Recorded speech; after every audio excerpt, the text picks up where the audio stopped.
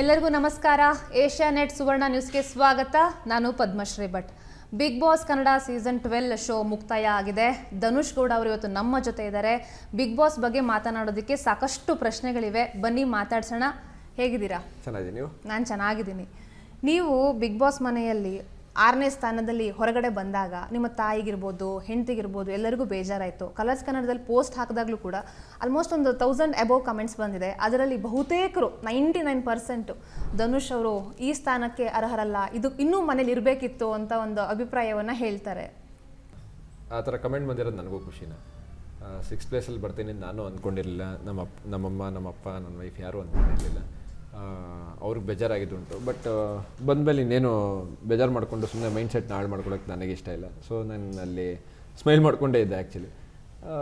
ನಮ್ಮಮ್ಮನ ನನ್ನ ವೈಫ್ನ ಸಮಾಧಾನ ಮಾಡಿ, ಸೊ ಓಕೆ, ಆಟ ಆದಮೇಲೆ ಆಟ, ಯಾರೋ ಒಬ್ರು ಗೆಲ್ಲಬೇಕು, ಯಾರೋ ಒಬ್ರು ಸೋಲ್ಬೇಕು. ಆದರೆ ಜನರ ಪ್ರೀತಿ ಅವ್ರು ಹೇಳಿದ್ದು ತುಂಬ ಖುಷಿ. ವೇದಿಕೆಯಲ್ಲಿ ನಿಮ್ಮ ತಾಯಿ ಹತ್ತಿರೋದಿರ್ಬೋದು ಅಥವಾ ನಿಮ್ಮ ಪತ್ನಿ ಹತ್ತಿರೋದಿರ್ಬೋದು, ವೀಕ್ಷಕರಿಗೆ ಆ್ಯಕ್ಚುಲಿ ನೋಡೋಕ್ಕಾಗಲಿಲ್ಲ. ತುಂಬ ಜನರು ನಿಜವಾಗ್ಲೂ ಬೇಜಾರಾಯಿತು ಆ ಮೂಮೆಂಟು ಅಂತ ಹೇಳ್ತಾರೆ. ನನಗೂ ಬೇಜಾರಾಯಿತು.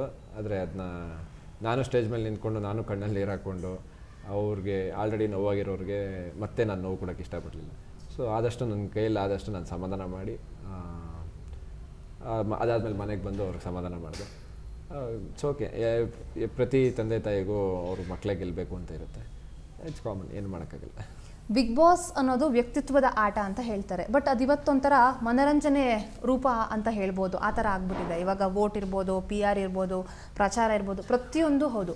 ಬಟ್ ಸುದೀಪ್ ಸರೇ ಒಂದು ಮಾತು ಹೇಳ್ತಾರೆ, ಧನುಷ್ ಅವರು ತುಂಬ ಒಳ್ಳೆಯವರು, ಒಳ್ಳೆ ಮಗನ ಹೆತ್ತಿದ್ದೀರಿ ಅಂತ ತಾಯಿಗೆ ಹೇಳ್ತಾರೆ. ಇದು ಎಷ್ಟು ಖುಷಿ ಆಗುತ್ತೆ. ಈಗ ನಾನು ಹೇಳಿದ್ನಲ್ಲ, PR, ವೋಟಿಂಗ್, ಪ್ರಚಾರ ಅಥವಾ ಮನರಂಜನೆ, ಇದೆಲ್ಲದನ್ನ ಬಿಟ್ಟು ವ್ಯಕ್ತಿತ್ವದ ವಿಚಾರದಲ್ಲಿ ಧನುಷ್ ಸಾಕಷ್ಟು ಜನರಿಗೆ ಇಷ್ಟ ಆಗಿರುವಂಥದ್ದು. ಅದಕ್ಕೆ ಹೋಗಿದ್ದು ಒಳಗಡೆ, ಅದೊಂದಕ್ಕೋಸ್ಕರನೇ ಹೋಗಿದೆ. ಜನರ ಮನಸ್ಸನ್ನು ಗೆಲ್ಲಬೇಕು, ಅವ್ರ ಪ್ರೀತಿ ಗಳಿಸ್ಬೇಕು ಅಂತ, ಕಪ್ ಗೆಲ್ಲಬೇಕು ಅಂತ ನಾನು ಅಲ್ಲಿ ಬಿಗ್ ಬಾಸ್ ಮನೆ ಒಳಗೆ ಹೋಗಿಲ್ಲ. ಅದು ನಾನು ಮಾಡಿದ್ದೀನಿ ಅಂತ ಅಂದ್ಕೊಂಡಿದ್ದೀನಿ. ಸುದೀಪ್ ಸರು ನಮ್ಮಮ್ಮಗೆ ಆ ಥರ ಹೇಳಿದಾಗ ಅವತ್ತೇ ಅಲ್ಲೇ ಗೆದ್ದುಬಿಟ್ಟೆ ನಾನು. ಅದಕ್ಕಿಂತ ಖುಷಿ ಬೇರೆ ಏನಿಲ್ಲ. ಸೊ ನನ್ನ ಪ್ರಕಾರ ನಾನು ವಿನ್ ಆಗಿದ್ದೀನಿ ಅಂತ, ಜನರ ಪ್ರಕಾರ, ಗೇಮ್ ಪ್ರಕಾರ ಗೆಲ್ಲಿಗಿದ್ದೇನೆ ಅಷ್ಟೇ. ಸಾಮಾನ್ಯವಾಗಿ ರಿಯಾಲಿಟಿ ಶೋ ಬಿಗ್ ಬಾಸ್ ಅಂತ ಬಂದಾಗ ನಾವು ಮುಂದಿನ ವಾರ ಸಸ್ಟೈನ್ ಆಗಬೇಕು, ಮುಂದಿನ ವಾರ ನಾವು ಇರಬೇಕು, ಅದಕ್ಕೇನು ಮಾಡಬೇಕು, ಕಪ್ ಗೆಲ್ಲಬೇಕು, ಈ ಥರದ್ದೆಲ್ಲ ಲೆಕ್ಕಾಚಾರಗಳು ಇರುತ್ತೆ.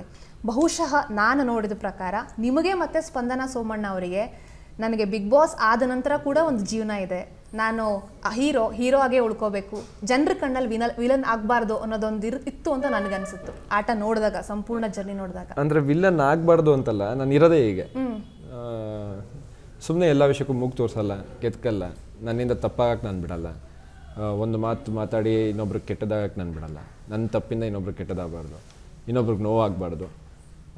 ಎಸ್ಪೆಷಲಿ ನಾನು ಕರೆಕ್ಟಾಗಿರಬೇಕು, ನನ್ನ ಮಾತು ಕರೆಕ್ಟಾಗಿರಬೇಕು, ರಾಂಗ್ ಆಗಬಾರ್ದು ಅಂತಲೇ ಯೋಚನೆ ಮಾಡೋದು ಯಾವಾಗಲೂ. ಅಲ್ಲೂ ಹಂಗೆ ಇದ್ದೆ ಅಷ್ಟೇ.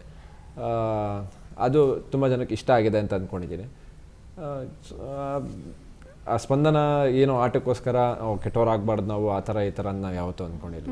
ನಾವು ಹೇಗಿದ್ವೋ ಆಗಿದ್ವಿ, ನಾವು ಎಲ್ಲಿ ಮಾತಾಡಬೇಕು ಅಷ್ಟು ಮಾತಾಡಿದ್ವಿ, ಕರೆಕ್ಟಾಗಿ ಇರಬೇಕು ಅಂತ ಅಂದ್ಕೊಂಡಿದ್ದೆ, ಕರೆಕ್ಟಾಗಿದ್ದೆ ಅಷ್ಟೇ. ಮಾಡೋರು ಒಂದು ಮಾತು ಹೇಳ್ತಾರೆ, ಬಿಗ್ ಬಾಸ್ ಮನೇಲಿ ಜಗಳಗಳು ನಡೆಯುತ್ತೆ, ಯಾಕೆ ಜಗಳ ಆಡ್ತಾರೆ ಅಂತ ಅವರಿಗೆ ಗೊತ್ತಿರಲ್ಲ, ಸುಮ್ಮನೆ ಜಗಳ ಆಡ್ತಾರೆ ಅಂತ. ನಿಮಗೂ ಹಾಗೆ ಅಂತ ಅನಿಸಿದೆಯಾ? ಅಂದರೆ ಒಂದು ಟಾಪಿಕ್ಗೆ ಅಷ್ಟು ಜಗಳ ಆಡೋ ಅವಶ್ಯಕತೆನೇ ಇರಲ್ಲ ಅಲ್ಲಿ, ಆದರೂ ಜಗಳ ಆಡ್ತಾರೆ ಅಂತ ನನಗೂ ಅನ್ನಿಸ್ತು. ಆದರೆ ನನ್ನ ವಿಚಾರಕ್ಕೆ ಬಂದರೆ ನಾನು ಜಗಳ ಆಡಿರೋದೇ ಕಮ್ಮಿ ಬಿಗ್ ಬಾಸ್ ಮನೆಯಲ್ಲಿ. ಹೌದು, ಐ ಥಿಂಕ್ 2 ಇನ್ಸಿಡೆಂಟ್, 3 ಆಗಿದೆ, 3 ಸತಿನೋ 4 ಸತಿನೋ ಆಡಿದ್ದೀನಿ ಅಷ್ಟೇ. ಅದು ಬಿಟ್ಟರೆ ನಾನು ಜಗಳನೇ ಆಡಿಲ್ಲ, ಯಾಕಂದರೆ ನನ್ನ ವಿಷಯಕ್ಕೆ ಯಾರೂ ಬಂದಿಲ್ಲ, ನಾನು ಯಾರ ವಿಷಯಕ್ಕೂ ಹೋಗಿಲ್ಲ.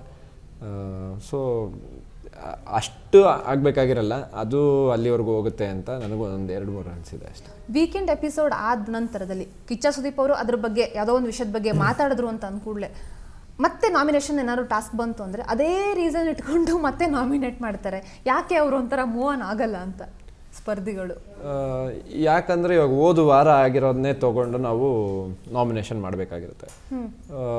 ನಾವು 10 ದಿನ ಲೈಕ್ ಮೊದಲನೇ ವಾರದ್ದು 2ನೇ ವಾರದ್ದು ತೊಗೊಂಡು ನಾವು ನಾಮಿನೇಟ್ ಮಾಡೋಕ್ಕಾಗಲ್ಲ, ಅದು ಚೆನ್ನಾಗೂ ಕಾಣಿಸಲ್ಲ. ಇವಾಗ ಆ ವಾರದ್ದು, ಇವಾಗ ಈ ವಾರದ್ದು ನೆಕ್ಸ್ಟ್ ವಾರ ನಾಮಿನೇಷನ್ ಸ್ಟಾರ್ಟ್ ಆದಾಗ ಈ ವಾರದ್ದು ನಾವು ತೊಗೊತೀವಿ. ಇವಾಗ ಸುದೀಪ್ ಸರ್ ಅದನ್ನು ಮಾತಾಡ್ಬಿಟ್ರು ಅಂತ ನಾವು ಅದನ್ನು ಅಲ್ಲಿ ತೊಗೊಂಡೇ ಇರೋಕ್ಕಾಗಲ್ಲ. ನಾವು ಒಂದು ರೀಸನ್ ಕೊಡಲೇಬೇಕಲ್ವಾ, ಆ ರೀಸನಿಂದ ನಾವೇನು ಅಂತ ಗೊತ್ತಾಗುತ್ತಲ್ವಾ. ಸೊ ಆ ರೀಸನ್ ತಗೊಳ್ಳೇಬೇಕಾಗಿರುತ್ತೆ. ಸುದೀಪ್ ಸರ್ ಅದನ್ನ ಅಟೆಂಡ್ ಮಾಡಿದ್ರು ಮಾಡದೇ ಇದ್ರು ನಾವು ಅದನ್ನ ರೀಸನ್ ಆಗಿ ನಮ್ಮ ತಲೆಯಲ್ಲಿ ಒಬ್ಬರನ್ನ ನಾಮಿನೇಟ್ ಮಾಡಬೇಕಾದ್ರೆ ಆ ರೀಸನ್ ಕೊಡಲೇಬೇಕಾಗಿರುತ್ತೆ. ಸೊ ಕೊಡ್ತಾರೆ ಅಷ್ಟೇ. ಯಾವಾಗಲೂ ಗಿಲ್ಲಿಯಿಂದ ಕಾವ್ಯ, ಪ್ರೀ ಪ್ರಾಡಕ್ಟು, ಈ ರೀತಿ ಕಾವ್ಯ ಅವರಿಗೆ ಒಂದಷ್ಟು ಟೈಟಲ್ಗಳು ಬರ್ತಾ ಇತ್ತು. ಆಮೇಲೆ ಗಿಲ್ಲಿಯವರ ಆಟ ಏನಿದೆ, ಕಾವ್ಯ ಅವ್ರಿಗೆ ನಿಜವಾಗ್ಲೂ ಆ ಮನೇಲಿ ಇರೋದಕ್ಕೆ ಹೊಡೆತ ಬೀಳುತ್ತೆ ಅನ್ನೋಂಥ ಮಾತು ಕೂಡ ಬಂತು. ಈ ಬಗ್ಗೆ ಅವ್ರು ನಿಮ್ಮ ಜೊತೆ ಡಿಸ್ಕಸ್ ಮಾಡ್ತಾರೆ, ಎಲ್ಲಿ ತಪ್ಪಾಗ್ತಿದೆ, ಏನಾಗ್ತಿದೆ ಅಂತ. ಅವಾಗ ನೀವು ಒಂದು ಮಾತು ಹೇಳ್ತೀರಾ, ಈಗ ಗಿಲ್ಲಿ ತಾಳಿ ಕಟ್ತೀನಿ ಅಂತ ಹೇಳ್ತಾನೆ, ಆಮೇಲೆ ಬ್ರಾಸ್ಲೈಟ್ ಕೊಟ್ಟಾಗ ಎಂಗೇಜ್ಮೆಂಟ್ ಅಂತಾನೆ, ನೀವು ಇದನ್ನೆಲ್ಲ ತಡಿಬೇಕಾಗಿತ್ತು ಅಂತ ಹೇಳ್ತೀರಾ. ಹೊರಗಡೆ ಜನಕ್ಕೆ ಅದು ಹೇಗೆ ಕಾಣಿಸಿದೆ ಅಂತಂದರೆ, ನೀವು ಅಂದರೆ ಗಿಲ್ಲಿ ಮತ್ತು ಕಾವ್ಯ ಮಧ್ಯೆ ಧನುಷ್ ಹೋಗ್ತಾರೆ ಅಂತ. ನಾನು ಅಂದ್ಕೊಂಡಿರೋದು, ಇಷ್ಟು ದಿನಗಳ ಕಾಲ ಕನ್ನಡ ಕಿರುತೆರೆಯಲ್ಲಿ ಇದ್ದೀರಾ, ಒಂದು ಸೀರಿಯಲ್ ಮಾಡ್ತೀರಾ ಅಥವಾ ಸಿನಿಮಾ ಮಾಡ್ತೀರಾ ಅಂತಂದರೆ ಪೇರಪ್ ಮಾಡ್ತಾರೆ, ನಿಮಗೂ ಅದ್ರ ಅನುಭವ ಇದೆ. ಸೊ ಮುಂದೆ ಕೂಡ ಆ ರೀತಿ ಆಗುವಂಥ ಚಾನ್ಸಸ್ ಇದೆ, ಅಥವಾ ಬಿಗ್ ಬಾಸ್ ಮನೆಯಿಂದ ಆ ರೀತಿ ಒಂದು ಸಂದೇಶ ಹೋಗುವಂಥ ಚಾನ್ಸಸ್ ಇದೆ. ಹೀಗಾಗಿ ಬೇಡ ಅಂತ ನೀವು ಅಂದ್ಕೊಂಡಿರ್ಬೋದು ಅಂತ ನಾನು ಅಂದ್ಕೊಂಡಿದ್ದೀನಿ. ಅಂದರೆ ನಾನು ಕಾವ್ಯಕ್ಕೆ ಇದನ್ನ 2ನೇ ವಾರನೇ ಹೇಳಿರ್ತೀನಿ. ಯಾಕಂದರೆ ಕಾವ್ಯನೇ ಬಂದು ನನ್ನ ಕೇಳಿರೋದ್ರಿಂದ, ನಾನು ಫ್ರೆಂಡ್ ಆಗಿರೋದ್ರಿಂದ ನನಗೇನು ಅನ್ಸಿರೋದು ನಾನು ಸಜೆಷನ್ ಕೊಟ್ಟಿರ್ತೀನಿ.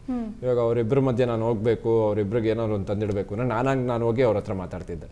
ಅವ್ರು ಬಂದು ಕೇಳೋವರೆಗೂ ನಾನು ಮಾತಾಡ್ದೆ ಸುಮ್ಮನೆ. ಅವ್ರು ಬಂದು ನನ್ನ ಸಜೆಷನ್ ಕೇಳಿದಾಗ ನನಗೆ ಅನ್ಸಿದ್ದು, ನಾನು ಆಸ್ ಎ ಫ್ರೆಂಡ್ ಏನು ಒಪಿನಿಯನ್ ಕೊಡ್ಬೋದು ಅದನ್ನು ಕೊಟ್ಟೆ. ಆಮೇಲೆ ಲಾಸ್ಟ್ ಟೈಮಲ್ಲೂ ಅಷ್ಟೇ ಅವಳಾಗ ಬಂದು ನನ್ನ ಕೇಳ್ತಾರೆ, ಈ ಥರ ಸುದೀಪ್ ಸರ್ ಹೇಳ್ತಿದ್ದಾರೆ, ಏನು ಅನ್ಸುತ್ತೆ ನಿನಗೆ ಅಂತಂದಾಗ, ಇದು ಗಿಲ್ಲಿ ಮಾಡಿರೋದಲ್ಲ ತಪ್ಪು, ನೀನು ಮಾಡ್ಕೊಂಡಿರೋ ತಪ್ಪು. ಇದನ್ನು ನೀನು ಸ್ಟಾರ್ಟಿಂಗೇ ಅವಾಯ್ಡ್ ಮಾಡಿದಿದ್ರೆ, ಅವ್ನಿಗೆ ಪ್ರತಿ ಸತಿ ಹೇಳಿದಾಗ ನೀನು ಸ್ಟಾರ್ಟಿಂಗೇ ಅವಾಯ್ಡ್ ಮಾಡ್ಕೊಂಡಿದ್ದಿದ್ರೆ ಅದು ಇಲ್ಲಿವರೆಗೂ ಬರ್ತಿರ್ಲಿಲ್ಲ. ಅವ್ನು ಪ್ರತಿ ಕಡೆನೂ ಕಾವ್ಯನ ಎಲ್ಲೂ ಬಿಟ್ಕೊಟ್ಟಿದ್ದು ನಾನು ನೋಡಿಲ್ಲ. ಎಲ್ಲ ಕಡೆನೂ ಸಪೋರ್ಟ್ ಮಾಡ್ಕೊಂಡು, ಯಾರ ಜೊತೆನೂ ಕಾವ್ಯ ಬಗ್ಗೆ ಅವರು ಡಿಸ್ಕಸ್ಸೇ ಮಾಡಿಲ್ಲ. ಆ ಥರ ಸಪೋರ್ಟ್ ಮಾಡ್ಕೊಂಡೇ ಬಂದಿರೋದು. ನಾನು ಅವ್ನು ತಪ್ಪು ಅಂತ ನಾನು ಹೇಳಲೇ ಇಲ್ಲ. ನೀನು ಅದನ್ನ ಬಿಟ್ಟಿದ್ಯಾ, ಅದನ್ನ ಆದಷ್ಟು ಅವಾಯ್ಡ್ ಮಾಡೋಕ್ಕೆ ಇವಾಗ ಹೋಗ್ಲಿ. ಸುದೀಪ್ ಸರ್ ಅದನ್ನು ಹೇಳಿದ್ರು, ಒಂದು ವಾರದಲ್ಲಿ ಮಿರಾಕಲ್ಲೇ ಆಗ್ಬೋದು ಅಂತ. ಆ ಮಿರಾಕಲ್ಲೇ ಆಗ್ಬೋದು, ಆದಷ್ಟು ಟ್ರೈ ಮಾಡು, ನೀನು ಒಬ್ಬಳೇ ಕಾಣಿಸ್ಕೊಳಕ್ಕೆ ಟ್ರೈ ಮಾಡು. ಆ್ಯಸ್ ಎ ಫ್ರೆಂಡ್ ನಾನು ಏನು ಹೇಳಬೇಕು ಅದನ್ನ ಹೇಳಿದೆ. ಆ್ಯಸ್ ಎ ಫ್ರೆಂಡ್ ಹೇಳಿದೆ, ಏನೋ ಅವರಿಬ್ಬರ ಮಧ್ಯೆ ಹೋಗಿ ನನಗೊಂದು ₹1,00,00,000 ಸಿಗುತ್ತೆ ಅಂತ ನಾನು.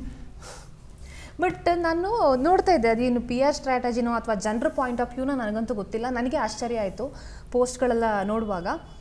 ಫ್ಯಾಮಿಲಿ ವೀಕ್ ಇರುತ್ತೆ, ಎಲ್ಲರೂ ಬಂದು ಗಿಲ್ಲಿಯವ್ರನ್ನ ಮಾತಾಡಿಸ್ತಿರ್ತಾರೆ, ನೀವು ಒಂದು ಕ್ಯಾಮ್ರಾ ಮುಂದೆ ಹೋಗಿ ಹೇರ್ ಸ್ಟೈಲ್ನ ಸರಿ ಮಾಡ್ಕೊಂಡಿರ್ತೀರ. ಒಂದಷ್ಟು ಜನ ಕಮೆಂಟ್ ಹಾಕಿದ್ರು, ಆಮೇಲೆ ಅದನ್ನೇ ಪೋಸ್ಟ್ ಮಾಡಿದ್ರು, ಗಿಲ್ಲಿ ಕಾಣಿಸ್ಕೋತಾ ಇದ್ದಾರೆ ಅಂತ ಹೇಳಿ ಧನುಷ್ ಅವಾಯ್ಡ್ ಮಾಡ್ತಾ ಇದ್ದಾರೆ ಅಂತ. ಯಾವ ಕ್ಯಾಮ್ರಾ ನಮ್ಮಲ್ಲಿ ಫೋಕಸ್ ಆಗ್ತಿದೆ ಅಂತ ಅಷ್ಟೊಂದೆಲ್ಲ ಗೊತ್ತಾಗಲ್ಲ. ಬಿಗ್ ಬಾಸ್ ಮನೇಲಿದ್ದಾಗ ಅಷ್ಟೊಂದು ಕ್ಯಾಮ್ರಾಗಳಿರುತ್ತೆ.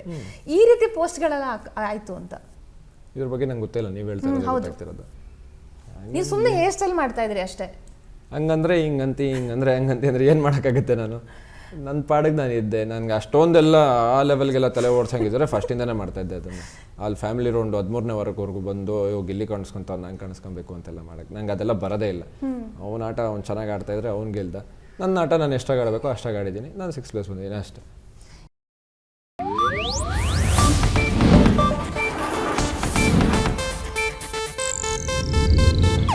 ಇದು ಏಷ್ಯಾನೆಟ್ ನ್ಯೂಸ್ ನೆಟ್ವರ್ಕ್ ಪ್ರಸ್ತುತಿ.